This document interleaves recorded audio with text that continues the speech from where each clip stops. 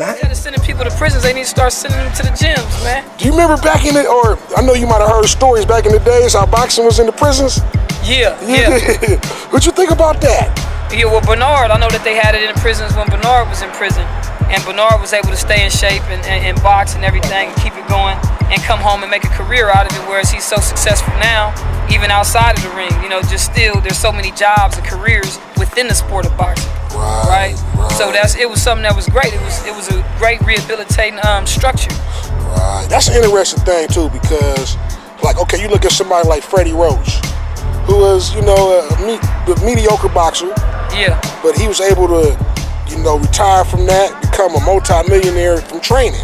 Yeah. Right? But then you see a lot of black boxers, you know, what's my guy's name? Starlin Marlin. Guys like that was like legends. Yeah. And, you know, and these youngsters, they need some of that good knowledge. Yeah. So why it is you think you don't see that kind of crossover? It's a good question. I think, I don't know. I think I really would like to probably blame mass media. I blame, you know, mass media for everything. Because, you know, what you see is what you get. And like I say, what goes in must come out. So if all this stuff that we're seeing through medias, whether it's the paper, the news, the magazine, or the TV, we regurgitate it. It's coming out, right? And so if it's whatever, I think it's a whole lot of throw-off stuff, a lot of sidetracks, right? You know, we should be talking about, you know, more people in the community talk about voting. Right. You know what I mean? Having some political power. All the things that are very necessary. We rarely hear the discussion about AIDS awareness or, you know, even more conditions that plague people of African descent. Right. You know, malaria, stuff like that. We don't hear nothing about malaria. When that's going to come on TV?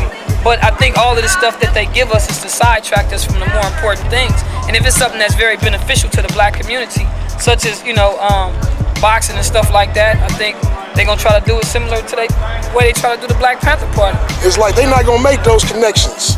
Yeah. You know, they're not going to make it. Okay. It's a plot against us, man. Yeah, it is. It's a plot against us. Visualizing the realism of life and actuality. Fuck who's the baddest. A person's status depends on salary. And my mentality is money orientated. I'm destined to live the dream for all my peeps who never made it. Cause yeah, we were beginners in the hood as 5%ers. But something must have got in us. Cause all of us turn to sinners. Now some come from a neighborhood that's impoverished, and you get an opportunity and you make some success, invest in your neighborhood. Your government's not. Government's not. Hey, we gotta talk about this Kovalev and Ward fight right now, man. We got like 10 minutes. Definitely gotta get on that, man. This big fight this weekend. I'm gonna go to you first, Gary, man. You've been on for the longest, man. What you think about this fight, man? How it's going down? This is a treat for all boxing fans. Andre Ward is fighting an absolutely worthy opponent who also has 30 wins, no losses, and a draw. So Andre Ward's 30-0, and I think he's going to prove a lot of people wrong in this fight. He's gotten a lot of unfair criticism over the last few years on his road back. He had a few issues with his management team and so forth, but he took a few tune-up fights just to get his legs back under him, just to shake off a little bit of that ring rust. I think Andre Ward has way too much boxing ability for Kovalev. I see him outboxing him, staying smart, at some point frustrating Kovalev, and then maybe at that point ensuing some will on Kovalev. The only thing I can say is if Andre Ward gets out of that mentality to box him and actually stands there and gets careless maybe, or just tries to get into, several exchanges, that would be Kovalev's one shot to damage Andre Ward and swing the fight into his favor. Andre Ward does have a nice chin, but that would be Kovalev's one chance. If Andre Ward does what we all know he can do, and that is box well, keep his head and shoulders moving, come forward with his shoulders, his head, using his forearms, his elbows a little bit. He's crafty like Bernard Hopkins in a lot of ways when it comes to that. I don't see him having any problem with Kovalev at all. I see him getting a decision, maybe even knocking him down as we get toward the 9th or 10th round. I don't see him knocking out Kovalev, but I see him winning by decision. Or Emil. You know, what you think about the fight, man? This is, you know, it's a shame it's not being promoted like it should be, but this fight is the best matchup in boxing, right? You know what I'm saying? Because Kovalev, whoever wins this fight is going to be pound for pound number one, right? And it's just right out the storybooks. You got a hard-hitting Russian that got power in both hands. He's killed somebody in the ring. And you got a great African-American champion, you know, who hasn't lost since he was 13. You know? Yeah. So this is like the diamond matchup in boxing. And I think Ward has great feet. And he's used to fighting European guys. Yeah. Like I said, he hasn't lost in 13 years. He went through the Super Six, fought a gang of European guys. That was dangerous. He fought a guy named Kessler, who was kind of like a Kovalev, just not as skinny. And, you know, and he handled Kessler. He handled Kessler, you know. So I think Andre Ward has the cachet to beat him. The thing about it is you have a boxer going up in weight to face a puncher. So that's something to look at. I think I saw that with Mayweather and De La Hoya. And in that case, Mayweather was successful. Thing about Kovalev, he has some boxing skills. And I've seen him hurt dudes with a jab. You know, and I had to bad hands too. Yeah, he got power. Nice jab. He got power in both hands. But here's another thing too, right? Ward could outbox Kovalev and not get his hand raised, too. That's something to look out for. Mayweather mentioned that, and I've heard that mentioned in certain circles that they might just job Ward on this decision. It depends. If Ward doesn't clearly outbeat him, then he might not get his hand raised. And then I want to make a correction to what Gary said. Ward's chin has gotten better. But coming in, he wasn't really known for the chin. He's been rocked a few times. But as he's boxed, more his chin has gotten better, and he's been able to weather the storm. You know, so it's still something to look out for with the chin.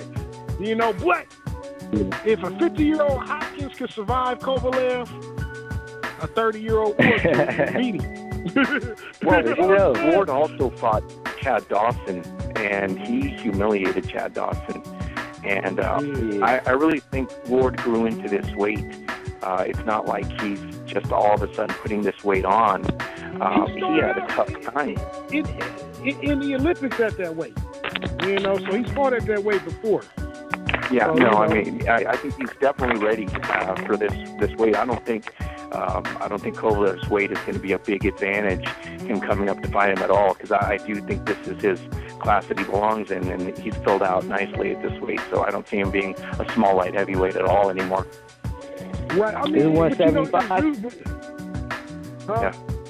It's 175, right? 175. But you know, usually you just see it the other way around. You see the puncher moving up in weight to fight the boxer. You know, like with Duran and Leonard. You know what I'm saying?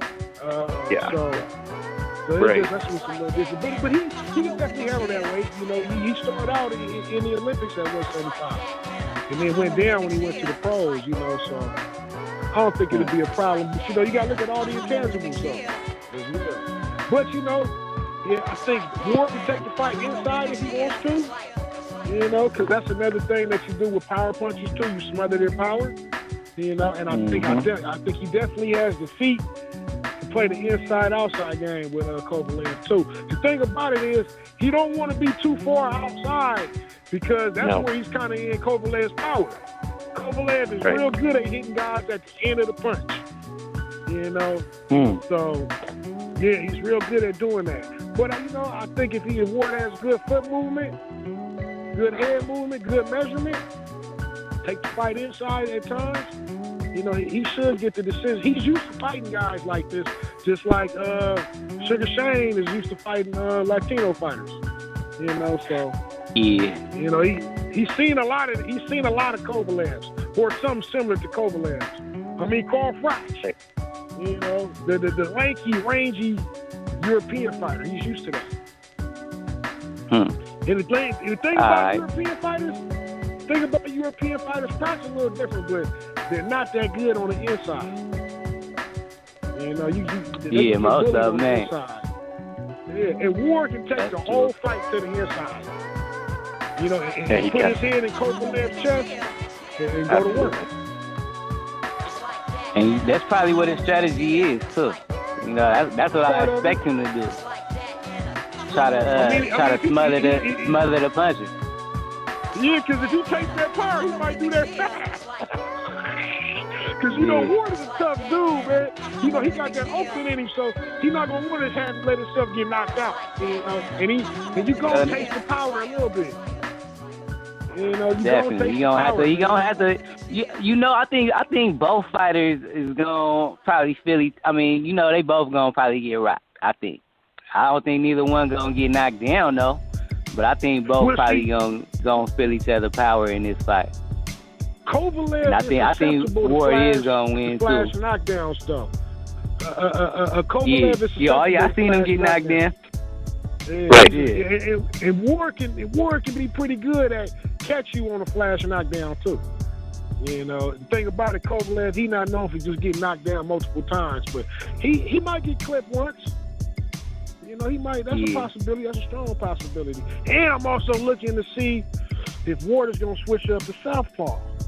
You know, and give Kovalev some different angles because his power hand is actually his left hand. That's actually his power hand. That's why that jab he got is almost like a power punch.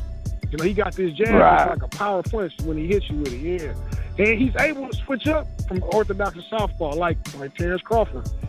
You know, and he did that in his last fight. He was switching up to southpaw. So, you know, I think he's kicked off the ring, Russ. Definitely.